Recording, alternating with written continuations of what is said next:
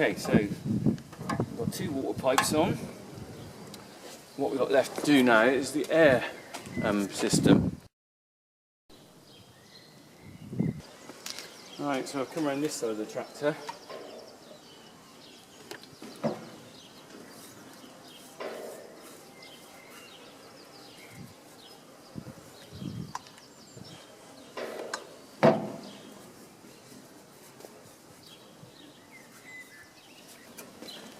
Okay, so that's that bit on. What have we got left?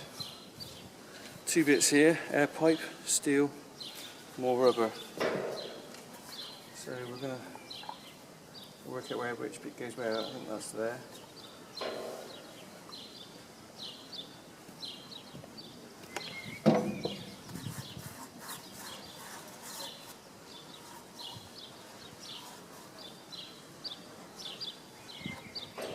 Not too much on there actually, because that's going into the engine. But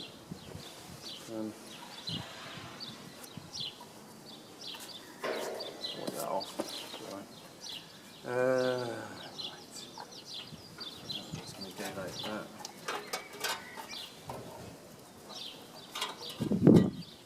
Oh yeah, that bit just fits on easy. Right. We've just got to join this up now.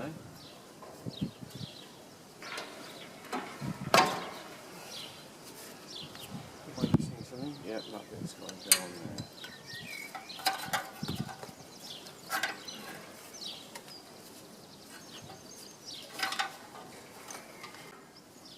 Okay, let's do this one.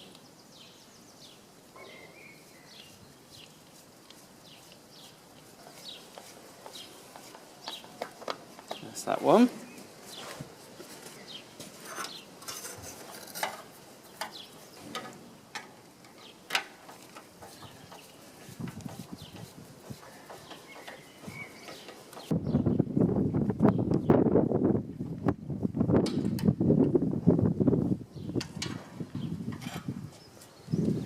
Okay, so I think we're done now. All it remains me to do is put some water and antifreeze in it, and I'm going to run the engine for a while and see whether I've got any leaks. There's no point putting the bonnet back on until I know that, but as you can see, that's how to fit a radiator in a kind of farmy mechanic way where you don't really know what you're doing, but you have a go, which is what life's about really, isn't it? So next stage, next video, fill that with water, antifreeze, run it, and put the bonnet back on. Okay, so I've just been back down to the agriculture merchants to get some antifreeze. This stuff should be suitable for the tractor, and it's saying there a mixture 33% volume to -20, which is probably adequate for us. You know, we're not going to go down to -34. Contains ethylene glycol. So I've just got to mix this up into the water there. So I'm looking at a 33% volume.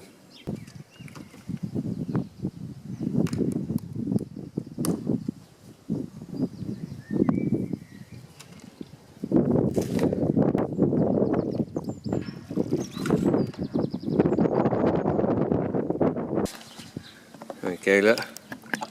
Gloopy blue stuff. Clever stuff though, I mean, stops the radiator from freezing, and the possibility is when I drained that radiator there wasn't actually much, didn't seem to be any antifreeze in it, so I'm wondering whether that's what caused the radiator to split. So that's two of those in there.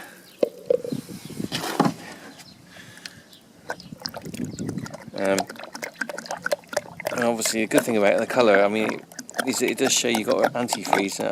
When it ran out of the old radiator, when I took it out, it was nearly all clear apart from rust. Because the temptation is quite often just fill a bit of, you know, the radiator's a bit low on water, so you just chuck a bit of water in.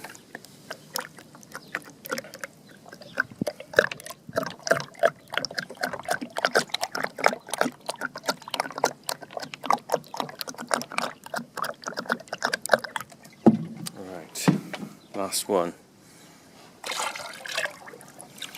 Okay, so now put that in there.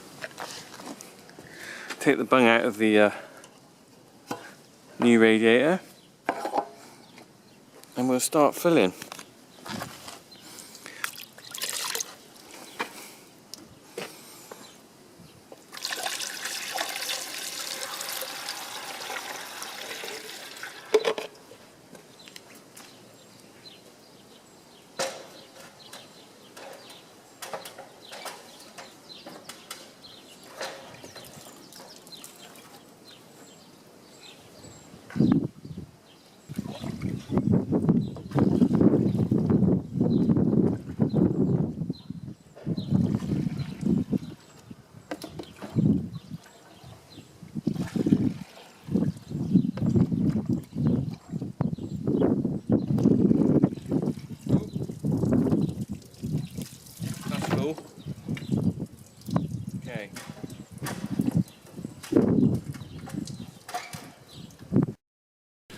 you can see there I rather overfilled it with antifreeze.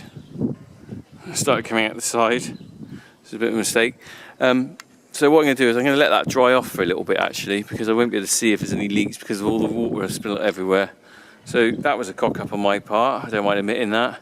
So I'm going to leave this to dry out over lunchtime, and then I'm going to come back and I'm going to run this engine for a while to see if we've got any leaks.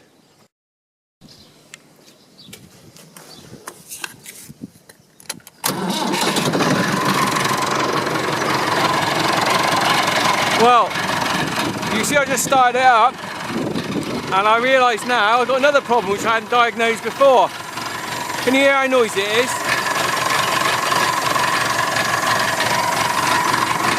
Let me just turn that off a minute.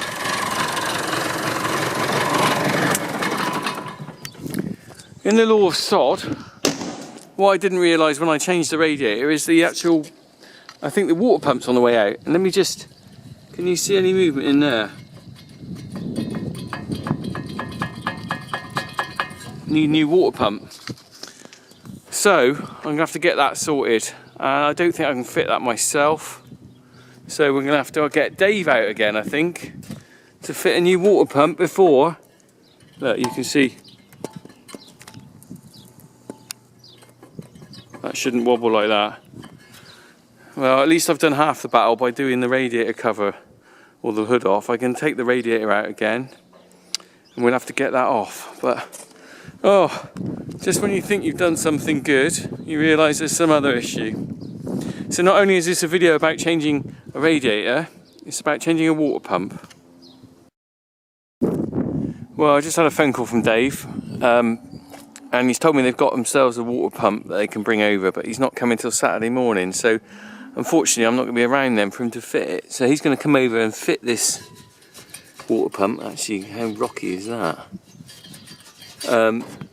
And then I'm not sure whether he'll put the rest back in or put it all back together, or whether I'll be able to film that and do that myself.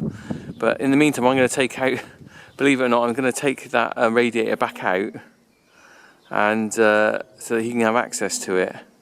Hoping he'll put that back in for me.